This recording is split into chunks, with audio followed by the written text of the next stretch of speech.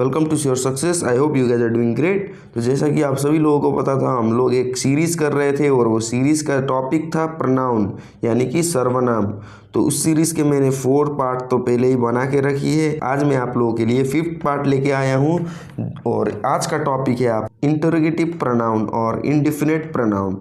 तो मैंने आप लोगों को पहले पढ़ाया था, आपका डेफिनेशन दिया था प्रोनाउन का और उसके टाइप्स कितने हैं वो भी बताया था। और जैसा कि उसका 10 टाइप्स थे तो उसको याद करने में आपको मुश्किल ना हो, तो इसके लिए भी मैंने आपको एक उपाय बताया था और हमने कुछ टाइप्स थे जो हमने एक्सप्लेन किए हैं। वो टाइप्स थे आपके relative, reflexive, एम्फैटिक, exclamatory, possessive, personal. ये सारे टाइप्स हमने एक्सप्लेन कर दिए हैं पहले ही।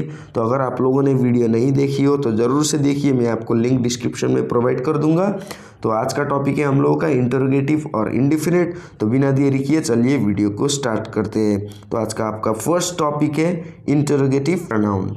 तो आपका इंटरोगेटिव प्रोनाउन को हम हिंदी में बोलते हैं प्रश्नवाचक सर्वनाम। तो यहाँ पर आप इंटरोगेटिव यानी कि प्रश्नवाचक, तो यहाँ पर आप टॉपिक से ही जान सकते हैं कि प्रश्न यानी कि क्वेश्चन, किसी क्वेश्चन से रिलेटेड होगा। तो चलिए आगे बढ़ते हैं। तो आपको मैं पहले डेफिनेशन बता देता हूँ कि इंटरोगेटिव प्रोनाउन किसे कहते हैं। व्हाट इज इंटरोगेटिव प्रोनाउन यानी कि प्रश्नवाचक सर्वनाम। तो आपका डेफिनेशन जो है इस प्रकार होगा।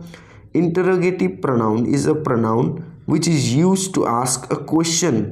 तो मैंने आपको बताया था कि क्वेश्चन से रिलेटेड कुछ होगा, तो इसी प्रकार आपका हिंदी में जो डेफिनेशन है वो इस प्रकार होगा। प्रश्नवाचक सर्वनाम वह सर्वनाम है जिसके प्रयोग करके प्रश्नवाचक वाक्य बनाए जाते हैं।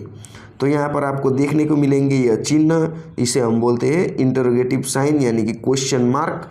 तो आपका एग्जाम्पल्स, आपको कुछ एग्जाम्पल्स दे देता हूँ ताकि आपको अच्छी तरह से समझ में आ सके। तो आपका एग्जाम्पल्स है हु, हुम, whose, which, what etcetera.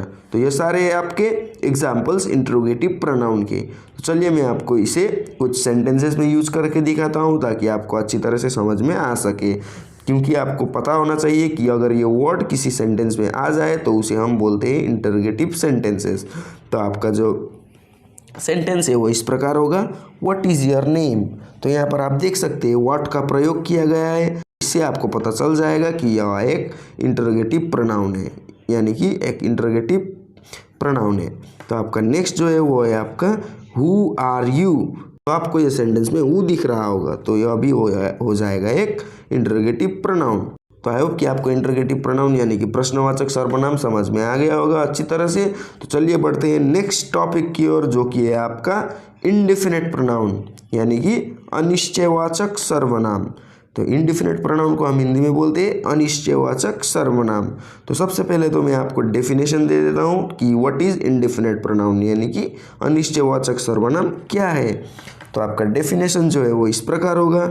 Indefinite pronoun is a pronoun which does not refer any specific person और थिंग्स। तो यहाँ पर आप देख सकते हैं यह डेफिनेशन बोल रहा है कि यह जो अनिश्चयवाचक यानी कि इंडेफिनिट प्रोनाउन है यह किसी स्पेसिफिक पर्सन, पर्टिकुलर पर्सन को रेफर नहीं करता है। तो चलिए इसका भी डेफिनेशन हम हिंदी में देख लेते हैं। तो आपका हिंदी में जो डेफिनेशन है वो इस प्रकार होगा। जो सर्वनाम किसी निर्दिष्ट व्यक्ति या वस्तु का बोध नहीं कराता उसे हम अनिश्चयवाचक सर्वनाम कहते हैं। जैसा कि आप यहाँ पर देख ही सकते हैं, किसी निर्दिष्ट व्यक्ति या वस्तु का बोध नहीं कराता, यानी कि यहाँ पर आप देख सकते हैं does not refer any specific person और थिंग। तो आपको एग्जांपल्स दे देते हैं चलिए, ताकि आप अच्छी तरह से समझ जाए कि इंडेफिनिट प्रोनाउन यानी कि अनिश्चयवाचक सर्वनाम क्या है। तो आपका एग्जांपल्स है all, another, any, none, anyone, anything etcetera. तो यह सारे वर्ड्स देख लिए तो आप समझ जाना कि यह है आपका इंडेफिनिट प्रोनाउन। तो चलिए आपको सेंटेंसेस में समझाते हैं। तो आपका फर्स्ट सेंटेंस है any one of you come here, यानी कि एनी वन ऑफ यू, यहाँ पर किसी पर्टिकुलर पर्सन को रेफर नहीं किया जाए है। यहाँ पर राम कम हियर नहीं बोला गया। एनी वन मतलब कोई भी आ सकता है, यहाँ पर स्पेसिफिक पर्सन को रेफर नहीं किया गया है। तो इसीलिए यह हो जाएगा आपका इंडेफिनिट प्रोनाउन यानी कि अनिश्चयवाचक सर्वनाम। तो यहाँ पर आप देख सकते हैं many of them were there. तो many of them were there का मतलब है वहाँ पर कई सारे लोग थे, यानी कि कई सारे लोग। मैनी तो यहाँ पर आप देख सकते हैं, मैनी से आपका क्या मतलब है, कई सारे।